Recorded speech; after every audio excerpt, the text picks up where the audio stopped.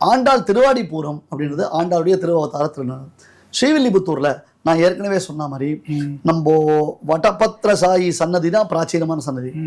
அப்புறம் ஆண்டாள் ரங்கநாதனை கல்யாணம் பண்ண பிறகு ஆண்டாள் ரங்கமன்னார் அப்படின்னு எழுந்திருக்கார். இன்னொரு சுவாரஸ்யம் நீங்க பார்க்கலாம். அந்த கோவில்ல கர்ப்ப கிரகத்திலிருந்து ஆண்டாள் முன்னாடி வந்து இருப்பான். அதாவது மாலிருஞ்சோலை நம்பிக்கு யாரு திருமாலிருஞ்சோலை பெருமாளுக்கு 100 தடாவில் தடலாம் அண்டா 100 அண்டால நான் வெண்ணெய் தயிர் சமர்ப்பித்தேன்னு ஆண்டாள் பாடினாளாம். ராமானுஜர் ஒரு தடவை திருமாலிருஞ்சோலை போய் அழகரை சேவிச்சார், நம்ம மதுரை அழகரை சேவிச்ச உடனே ஒரே ஆச்சரியப்பட்டாராம்.